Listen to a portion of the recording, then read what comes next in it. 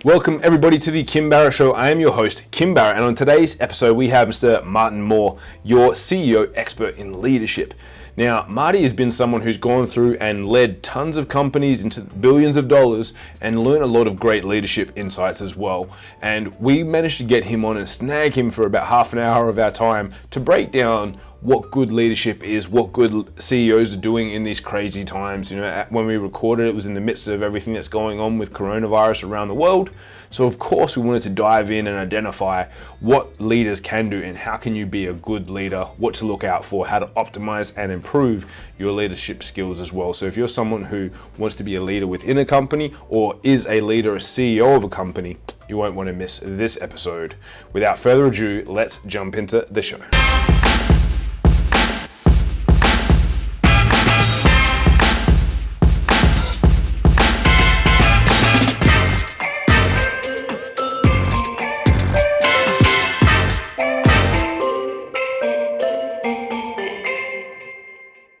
Martin, thank you so much for making the time to join us today. Really appreciate it.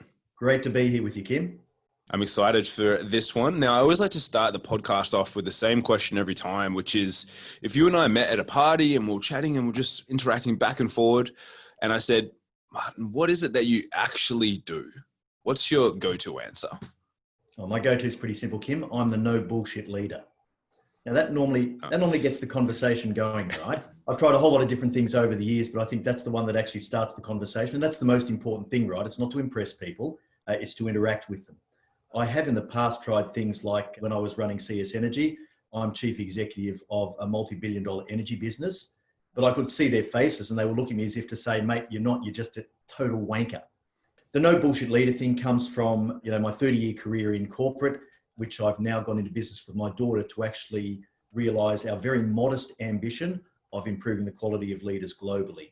So that's where we are with that at the moment. And of course, the No Bullshit Leader comes from our podcast, which is No Bullshit Leadership. So it all makes sense, right? It starts a conversation and it's always a lot of fun. I love that. And so what's the difference then between I'm assuming the opposite of a no bullshit leader is a bullshit leader and a no bullshit leader? Like what are some of the characteristics that you've seen over your years that where, like you can be able to cut through with that, angle on leadership? Yeah, Kim, it's a great question because I'm not sure that I'd describe it necessarily as being a bullshit leader, as being the antonym of a no bullshit leader. What I would say though, is the biggest differentiation we find is that what we do is extraordinarily practical and it's results focused. So I was quite dismayed that over the last probably 5 to 10 years, the whole discourse on leadership has become about these waffly leadership attributes. You have to be humble, you have to be fallible, you have to be transparent, which is all good stuff, don't get me wrong, and these things are important. But how would you even start to go about becoming those things if you're not already? And so the number one thing that I do is that I anchor leadership back to results. And that's the most important thing because we seem to have lost sight of the fact that the only reason we have leaders is to get outcomes that we can't get otherwise. And so anchoring back to results, then it's about giving the practical tools from my years of experience in large corporate organizations as to how you go about doing that by releasing some of the potential of your people. So what sort of measurement do you use for results? Because for example, like we're exactly the same in our company. We run ads for people and everything has to be tracked back to results. No one likes to pay for just fluff and feeling good. It's like, oh, our marketing campaigns look amazing. And it's like, yeah, but what results did they yield? So from a leadership perspective, because obviously there's, team output, there is growing revenues and whatnot. Are there like a set of criteria that you track for that result increase? There absolutely is. You can track most of these things. What it comes down to ultimately is the creation of value. And the creation of value, people most generally associate with financial value, but value can be created in so many different ways. So if you're, for example, providing healthcare services to a community in regional New South Wales, then value for you might be better outcomes for your clients of your services. And so you can measure those in a number of different ways by reduced hospital admissions, reduction in addiction rates of teenagers. I mean, there's a whole range of things you can measure, but it's just creating that really strong link between what the organization is trying to do, the value that it delivers to know that it's doing the right thing, and then how the leadership optimizes that. Then if you sort of stand back from a more holistic perspective as a chief executive, what you actually want to see over time is a culture where these things are embedded in the culture. And so you can measure cultural shifts with some pretty well-worn tools now. The only difficulty with that is it's a slow burn. You can't measure culture today and then try again in 3 months because you're not going to see a shift. It's a 12-month to 18-month cycle between those measurements. So you're not getting that immediate instantaneous feedback. For people that are small, medium-sized businesses, maybe they're just trying to lead themselves or a small team, are there any, as you mentioned, like what are some of the areas that they should be measuring to see how effective their leadership is? I think like from a generic standpoint. Yeah. I think that's a little bit more difficult. When you talk about the effectiveness of an individual leader, one of the greatest measurements is the individual leader's own confidence. How confident are you to navigate the conflict situations that you find yourself in with your people? How confident are you to make rapid decisions in a highly ambiguous environment? It's these sorts of indicators, whereas people's confidence and capability improves, they then start to see results. So a lot of our clients, what we see is, and we have a lot of clients in SMEs, what we see from a lot of our clients is that they will say, I'm making such a difference now because I'm approaching the whole leadership task differently. And because I'm employing these practical tools, I can see the difference it's making in the people in my team in terms of what they're doing and how they're performing. And so some of these things are a little bit more qualitative, a little bit more anecdotal, but still, nonetheless, you see the individuals making a big difference. Being that you've got such an experience in leadership and from your background over the past 30 years, what have you seen over the last 6 months or, 3 to 6 months now when we're recording this in the middle of everything, all the Corona craziness that's been going on? What have you seen that you've been like, wow, that's really effective leadership? And has there been anything where you've been like, they really should have approached this differently, whether it be from companies or businesses or even the general public? I actually produced a podcast episode maybe 6 weeks ago or so about leadership through the COVID crisis, but I spoke mainly about political leadership, and it was triggered by an article that I read in Forbes magazine about what the great leaders through the COVID pandemic have had in common.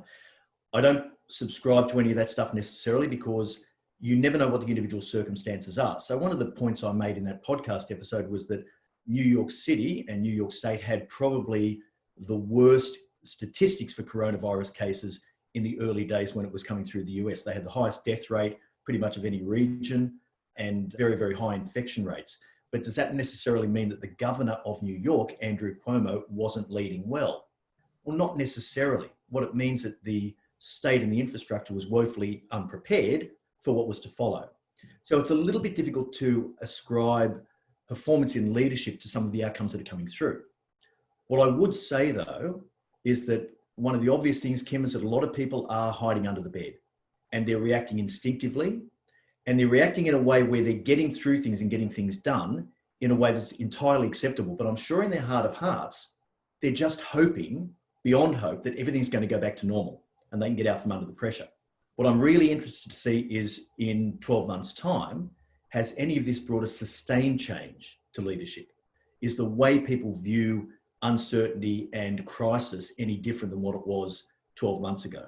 I mean, let's face it, no one had crisis plans in their organization for, gee, what would we do if we couldn't get on a plane and just be somewhere tomorrow? So no one had really prepared for the sorts of things we've seen rolling out since the COVID pandemic hit us.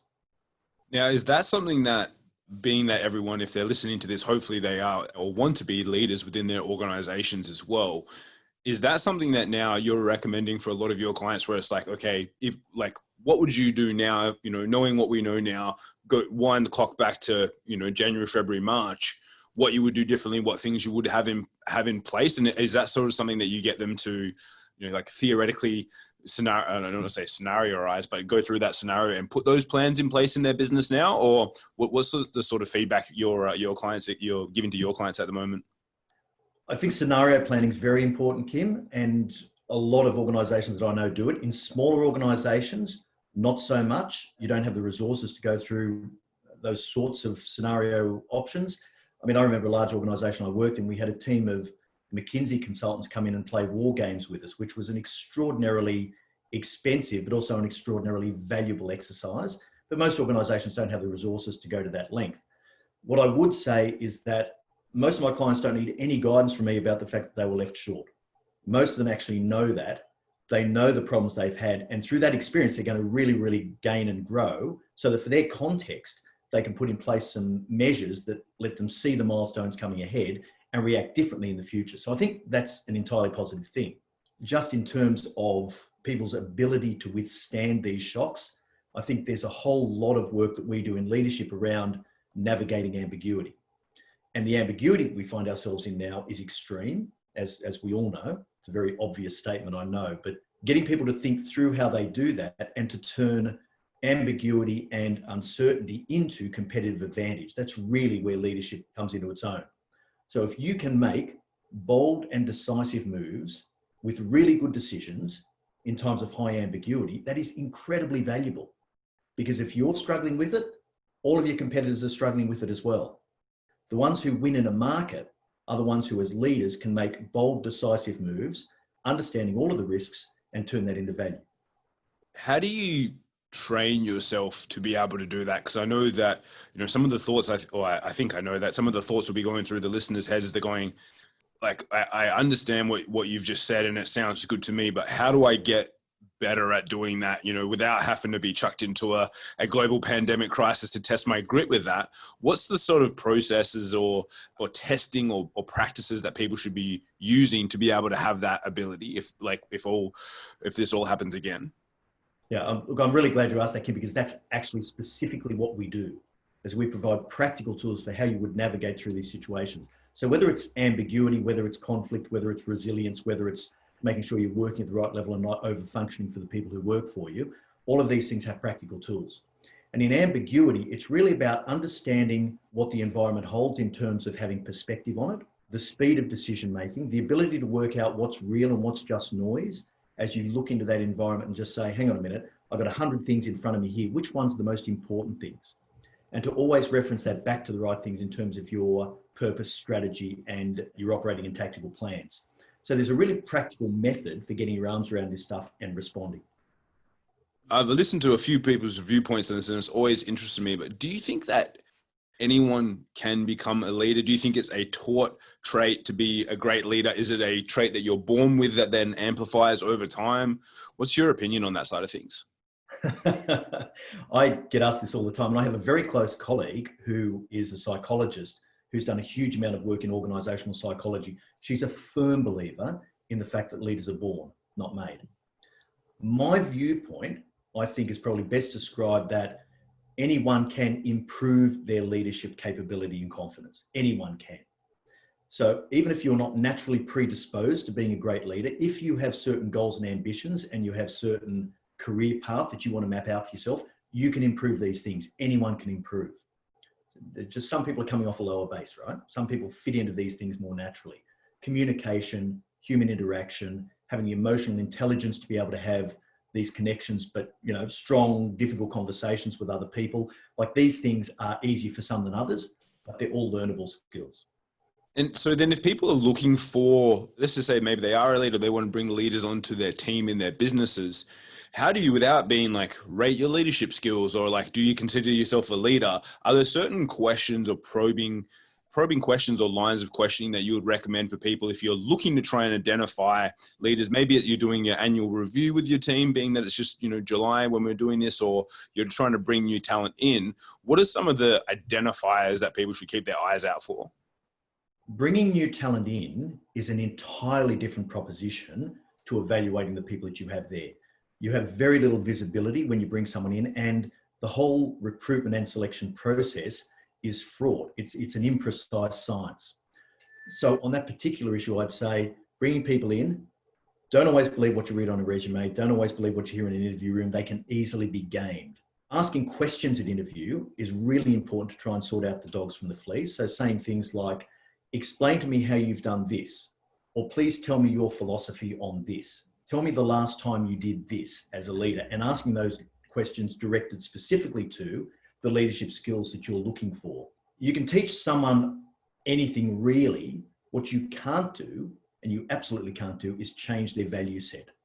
So I always try and drill down into that as well, because if you're smart enough, you'll learn things, but I'm not going to fundamentally change the way you think and behave. So I better make sure that that's consistent before I take you on. But it's also, you can even have that sort of fall foul. That's why we have probation periods, I guess, for people that we hire. But one thing that I always add now that I never used to is a psychological and personality profiling. And in my last many years as a corporate executive and CEO, I would not hire someone at a senior level without putting them through a whole battery of aptitude testing, critical thinking skills, personality profile, emotional intelligence, which is so critical. So emotional intelligence testing, and then wrapping all of this together in an integrated report with a professional who can actually say to you, here's how likely it is that this person can be successful in the role. And once again, not everyone has the resources to do this type of testing and process. But if you want to improve the way you hire people to make it more likely that you're going to get great people on board, that's the way to do it. Do you have a go-to personality, like from the personality profiling side of things? Do you have a go-to? Is it a Colby test? Is it what sort of ones do you normally recommend or use? There's a lot of different types of testing. I've used a psychologist in Brisbane very, very effectively in the first few years, Frances Avenel, who runs a company called Integrated People Strategies. And she does a holistic suite of tools that pick the best of breed from different disciplines. And she puts it together in a report that actually gives me a proper analysis and risk profiling of someone that I'm about to hire. She's gold. Wouldn't make a decision without her. And the number of times that I've actually said, I'm not sure I agree with that, and made a decision against her recommendation, I've lived to regret it. It's not the be all and end all, Kim.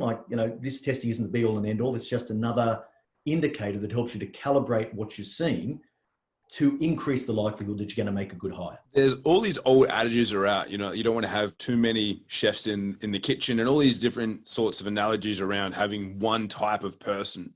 Do you think for an effective organization, does everyone need to be, in inverted commas, like a leader? Is there differences in where you would not look for people where you're like, I just want someone that will just be able to follow and do these key tasks and that's it, that's all that I'm looking for?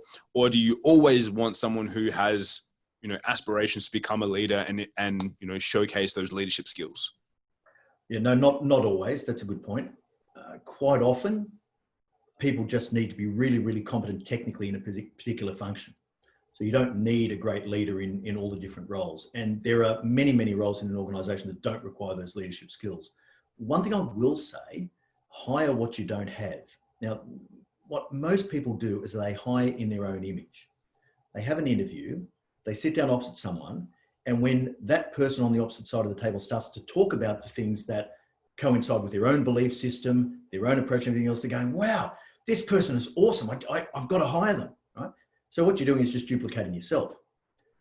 The most critical thing is to make sure that you have a rounded set of skills, perspectives, experiences, all the things that bring difference to the table and cover more bases for you. And this is why diversity is so important. Now, there's a whole lot of moral reasons why diversity is important in terms of, gender diversity, sexual preference diversity, cultural diversity, industry diversity. All these things have a really strong moral basis for why they should occur. But in terms of performance, it's being able to get a range of different viewpoints around the table, to get those viewpoints out onto the table and to help you make better decisions because you've got better information at hand. So it's always got to lead itself back to the practical application of how do I actually create value with the resources I've been gifted by the organization and that I'm a steward of. I think from that perspective, hire as many different types of people that you can get together, as long as you can make them work in a team. And I've got an expression, it's a lot easier to rein in a stallion than it is to flog a donkey. But working with a team of stallions presents its own challenges. And sometimes, you spend your time putting out fires between the stallions because they're all rugged individualists who want to run the show. So there's balance to be had in all of that, I guess. I love that analogy. I'm definitely going to borrow that because that's that's a great one. What's been one of the biggest leadership challenges that you were faced with over your years in the industry of leadership and prior to it as well? And how did you navigate that? I think probably, and I mean, there's been specific situations and circumstances I've been in that I found very, very tough. So I've been on the wrong end of a hostile takeover. I've been on the right end of a takeover. I've been through a very large IPO, so a share market listing on the ASX. I've been through downsizing, outsourcing, like you name it. All of those different events have had their varying degrees of difficulty. I think if I step back and think about the things that I found most challenging, and interestingly, I've never shied away from really, really difficult challenges like this. Part of me says, at the moment, running a micro business with Emma on leadership development, part of me just says, I would love to be at the reins of one of Australia's most challenged companies, or one of, Belgium's most challenged companies, and having an opportunity to test myself in managing through this crisis, right? Because that's really where a lot of satisfaction comes from, getting through to the other side of that, being able to push yourself and test yourself and really challenge whether you are capable of doing these things. And of course, some of my close colleagues are in that situation right now in different parts of the globe, trying to lead their businesses through this crisis. I'll get back to the point, don't worry, at some stage, Kim. But the things that I found most challenging, it wasn't until probably quite late in my career that I really learned the art of execution. I thought I was fantastic at achieving outcomes through others, but it wasn't until probably the last, 7 or 8 years of my career where I really understood the nexus between taking someone and getting the best out of them individually, making sure that there was a sufficient amount of support around them, but also being able to very, very closely and carefully look at the outputs that they were producing so that you could satisfy yourself that things were going really well and that you didn't get blindsided by anything. So I was probably always a little hands-off. I prefer much more to be in the context and the strategy than I do in the detail. I'm really good at the detail when I get into it, but it's not what I enjoy doing. And so I would quite often give someone too much rope. And giving someone too much rope can sometimes end in tears. It's fantastic when you've got awesome people and every single individual is driven by their own sense of excellence and drivers. That works really, really well. But on the odd occasion that you haven't got someone who's like that working for you, you can be blindsided pretty badly. And I think most of the mistakes in my career were from giving the wrong people more rope than they were ready to have at that time. I love that. And I think that's such an important one. And I can't remember who it was, but they mentioned something very similar where it's like you can give people enough rope to be successful. And sometimes it's the rope that actually ends up hanging themselves because they weren't ready for that level of responsibility. Like when you look back at that now, were those people just not like, would they eventually get ready, or were they really just not like candidates for that sort of role that they were in? A bit of both, probably, Kim. I think I've seen situations where people did have the capability fundamentally, but just weren't experienced and mature enough to be able to get through the thing that I'd given them, thinking that they could. And don't forget, no one's going to tell you that something's too hard for them when you give them a job. They're always going to say, sure, Marty, I can do that. And then you'll find out over time whether or not they actually can. Other people, of course, have simply not been either bright enough or experienced enough, and I mean that in the most respectful way, to do a job that's overly complex for what you're asking them to do. And sometimes they're tougher to deal with because it's okay to say to someone, hey, look, you can get there. I'm going to help you get there, but we need to do it this way. And that's an easier conversation than saying to someone, you're not cutting it. You'll probably never cut it. And I hate to tell you that, but you need to look for a role that's more suitable for your skill set and capability and experience. So sometimes those conversations are pretty hard hitting because they hit at someone's core psyche. But nonetheless, they're all conversations that have to be had if you want to be a strong leader. I couldn't agree more. I think it was Brian Tracy or someone around the principle of eating the frog, doing the hardest thing first. And I know for my team, it's like for those that are in leadership positions, it's always whenever we have something difficult to deal with, it's like you've got to have those hard conversations. And I find it's much easier to get them out of the way and get them done than to sit there and let them fester. Because I think even as an effective leader, when you're dealing and managing all those things, if you let everything sit on your shoulders and weigh you down, the pressure does build up, right? It's not like it doesn't affect you. It's still there, but you just got to be better at managing it and getting through it. Would that be a correct assumption from your side? Oh, absolutely. And look, the whole concept of being a strong leader, it's not about being tough or domineering or aggressive or anything else. It's really about having the strength individually and internally to do those hard yards in a way that is still connected and compassionate and empathetic. And so it's that balance between the caring for the people, but also not taking any shit, right? It's you've got to hold people to account for what they're delivering. And that's what you're paid to do. So it's that balance of strength and ability to do that while still caring individually for the person that you're talking to. That's a great point there.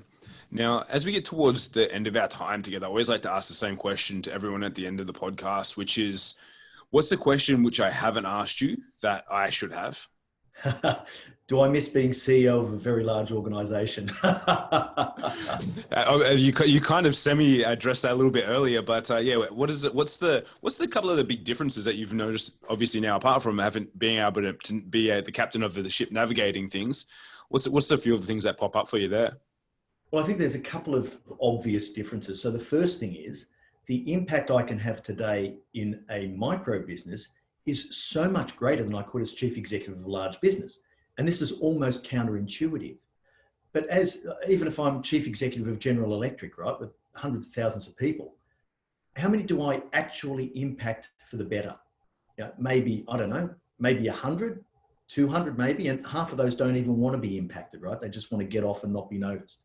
So the amount of impact I can have there is so much less than doing what I'm doing now, where our podcast is, in 70 countries, and we're reaching people that we never could have reached, and tens of thousands of people every week downloading this podcast and getting some of these concepts into them. So that, for a start, is one of the biggest differences. And from that perspective, I do not miss being a corporate CEO one little bit, because I'm driven by impact, and this just hits my driver right on the button, which is perfect. One of the differences that I did really have to get used to was this concept of not having people to throw stuff at. I'm just not resourced right. Now, we use, the gig economy probably as well as anyone possibly could, right? So we love, Upwork. We've got some people that work closely with us under contract to do various things that are specialists. But basically, it's me and Em putting all of this stuff together. And it took me a little bit of a while to work out that I couldn't just say, hey, look, this might be a little bit of an issue with copyright. Can throw that to the lawyers, get them to get an expert opinion and bring it back to me within a week. Like, you can't do that. We need some financial modeling on this. Could you get the CFO to put a team together to work on this, right? As a CEO of a large business, you've got resources everywhere. And using those is fantastic. But to run a smaller business, as you know, Kim, it takes a lot of talent. You've got to be talented and thoughtful and very, very deliberate about where you put your resources, and the fact that they do link directly to value generation. So those are the differences. And the reason, of course, I said that was the question I wanted you to ask me to finish, was because I knew the answer to it. It's always fun.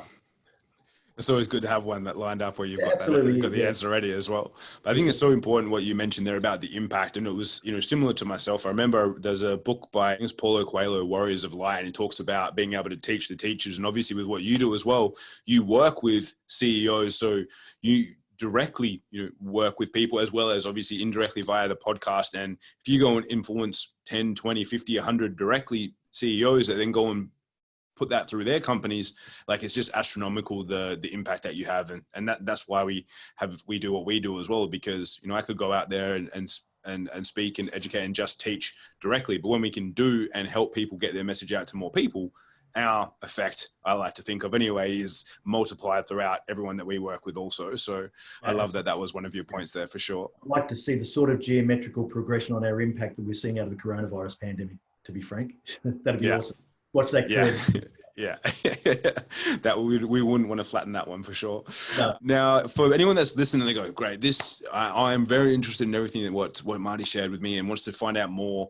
Where's the best place for people to connect with you online? Obviously you mentioned the podcast, but is there anywhere else where people should connect and find out more about what you do? Yeah, it's all on our website, Kim. So yourceomentor.com. It's spelt as you'd expect, yourceomentor.com. All of it's there, links to the podcast, plus, of course, all the other stuff that we do. So our online education program for leadership Beyond the Theory, we run 2 cohorts a year, and we're just going to start one in September coming up. So we're really excited about getting another cohort away in that.